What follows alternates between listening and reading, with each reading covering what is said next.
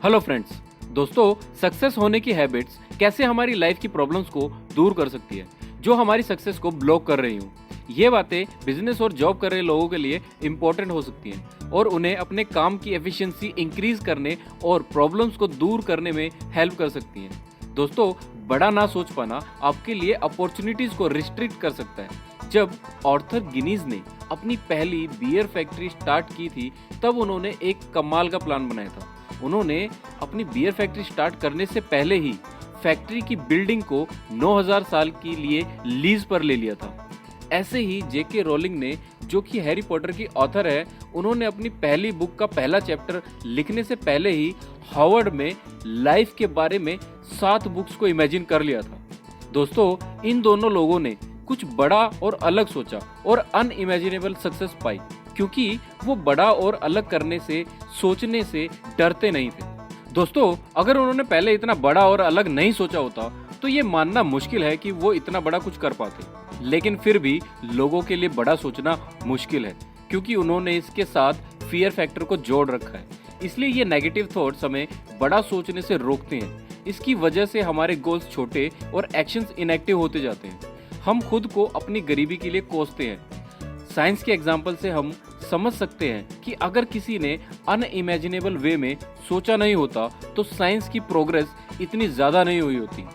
आज हम समुद्र के हजारों फीट नीचे सांस ले सकते हैं, बादलों से ऊपर उड़ सकते हैं, यहाँ तक कि दूसरे प्लेनेट तक भी जा रहे हैं। इसलिए हमें अपने थॉट्स को रिस्ट्रिक्ट नहीं करना चाहिए। दोस्तों, सक्सेस के लिए एक्शंस लेना बहुत इंपॉर्टेंट है और एक्शन लेने के लिए थॉट्स का होना बहुत इंपॉर्टेंट है और बिग थॉट्स पर बेस्ड एक्शन ही बड़ी सक्सेस दिला सकते हैं हमें। To do list. दोस्तों, अपनी टू डू लिस्ट को प्रायोरिटी दें। हमारी टू डू लिस्ट में जितने भी काम हैं वो सारे मोस्ट इंपॉर्टेंट काम नहीं है। हम टू डू लिस्ट तो रेडी कर लेते हैं, लेकिन हम ये कैसे समझें कि पहले कौन सा काम करना है, किस काम को प्रायोरिटी पर रखना है। क्या पहले ज्यादा टाइम लेने वाले कामों को करें या कम टाइम लेने वाले कामों को पहले करें, या फिर जिस ऑर्डर में हमने लिस्ट बनाई है उस ऑर्डर में सारे काम करें। लेकिन ये अप्रोच इंपॉर्टेंट मेन पॉइंट्स को एड्रेस नहीं कर पाती दोस्तों, क्योंकि सारे काम मोस्ट इंपॉर्टेंट नहीं है। इसलिए कुछ कामों को हाई प्रायोरिटी पर रखना चाहिए। दोस्तों, जोसेफ एम जुरान एक क्वालिटी कंट्रोल मैनेजमेंट के मास्टर हैं और उनके काम करने के तरीके से हम ये सीख सकते हैं। जोसेफ एम जुरान जनरल मोटर्स के लिए काम करते थे। वहां पर काम करते वक्त उन्होंने देखा कि उनकी कारों में ज्यादातर डिफेक्ट्स कुछ थोड़े से प्रोडक्शन रीजंस की वजह से हैं। इन प्रॉब्लम्स को ठीक करना उनकी हाई प्रायोरिटी थी। जुरान ने अपनी रिसर्च को पैरेटो प्रिंसिपल के नाम पर रखा, जिसे हम 80-20 प्रिंसिपल के नाम से भी जानते हैं। दोस्तों, 80-20 प्रिंसिपल ने दिखाया कि 80% जमीन की रजिस्ट्री 20% लोगों के नाम पर थी। तो जुरान ने नोटिस किया कि उनकी रिसर्च 80-20 प्रिंसिपल से मिलती जुलती है। उनकी कारों में 80% डिफेक्ट्स सिर्फ 20% ग्लिचेस से आए थे। जुरान ने फील किया कि 80-20 प्रिंसिपल एक यूनिवर्सल लॉ की तरह है। दोस्तों, आपके 80% आउटपुट्स आपके 20% इनपुट से आते हैं। तो आपकी टू डू लिस्ट में जो सारे काम हैं वो मोस्ट इम्पोर्टेंट नहीं है। कुछ ही काम ऐसे हैं जो मोस्ट इम्पोर्टेंट है सक्सेस पाने के लिए। दोस्तों, सबसे ज़्यादा प्रोडक्टिविटी वाले काम को प्रायोरिटी देना बहुत इम्पोर्टेंट है। फोकस करें दोस्तों। इससे आपको स्टार्ट करने, एक्शन लेने और अपने गोल्स को अचीव करने में हेल्प मिलेगी। दोस्तों, मार्क ट्वेन ने कहा है, सक्सेस होने का सबसे पहला सीक्रेट टास्क काम को स्टार्ट करना है और स्टार्ट करने का सीक्रेट अपने बड़े टास्क को छोटे छोटे टास्क में डिवाइड करने का और फर्स्ट टास्क से स्टार्ट करना। वैसे तो ये बेस्ट एडवाइस है, बट आपका फर्स्ट टास्क क्या होना चाहिए ये टफ क्वेश्चन हो सकता है दोस्तों। ऐसे में हमें एक इम्पोर्टेंट क्वेश्चन पूछना चाहिए, what is that one thing जिससे मैं फर्स्ट टास्क स्टार्ट कर सकता हूँ, जिससे आगे के मेरे सारे टास्क लेना सिंपल हो जाए। इस क्वेश्चन को 2 टाइप से पूछा जा सकता है। फर्स्ट इज कि मेरा ओवरऑल करियर गोल क्या है।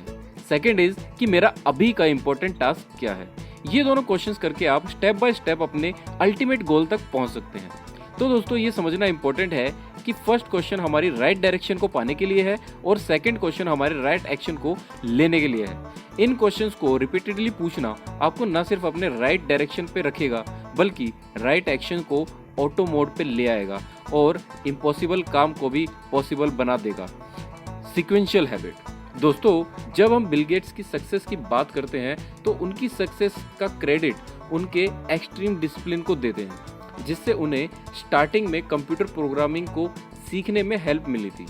डिसिप्लिन का ये लेवल चैलेंजिंग और इम्पॉसिबल सा लगता है, लेकिन दोस्तों क्वेश्चन ये है कि सक्सेसफुल लोग इस डिसिप्लिन को कैसे बनाते हैं। जब हम इनके बारे में रिसर्च करते हैं तो हमें पता चलता है कि इनकी सक्सेस का सीक्रेट रेगुलर डिसिप्लिन को बहुत बड़े लेवल पर अप्लाई करने के लिए सिर्फ फोकस या ड्रिवन रहना नहीं है, बल्कि अच्छी आदतों को बनाने के लिए कुछ सिलेक्टिव डिसिप्लिन को यूज करना है।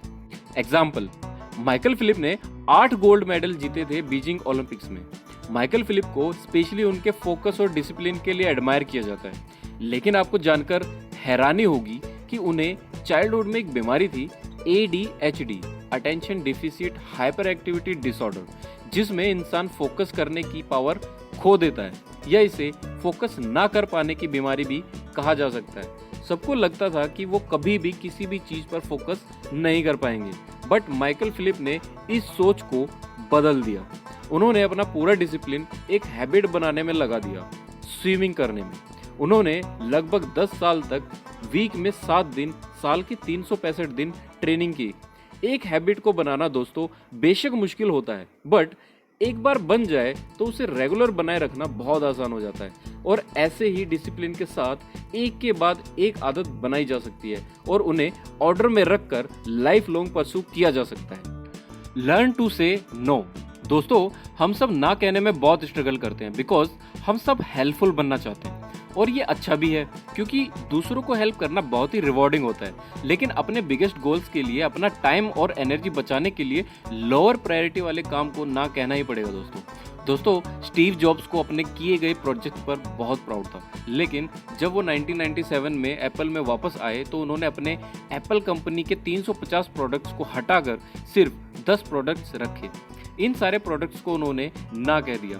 1997 में डेवलपर मीटिंग में उन्होंने बताया कि जब हम फोकस करने के लिए सोचते हैं तो हमें लगता है कि फोकस करने का मतलब हाँ कहना है, बट नहीं दोस्तों, फोकस करने का सही मतलब ना कहना है। 99 चीज़ों को ना कहकर सिर्फ एक चीज़ को हाँ कहना ही फोकस का रियल मीनिंग है। लोगों को ना कहना उतना सेल्फिश नहीं है दोस्तों जितना ये देखने में लगता है, और लोगों को ऐसा विकल्प देने का प्रयास करें जिसमें आपकी हेल्प की जरूरत ही ना पड़े। उन्हें उन लोगों से मिलवा सकते हैं जो आपसे बेहतर हेल्प कर सकते हैं और ज़्यादा हेल्पफुल साबित हो सकते हैं। साथ ही आप ऐसी योजना बना सकते हैं जिससे उनकी हेल्प भी हो जाए और आपका फोकस और टाइम वेस्ट भी ना हो।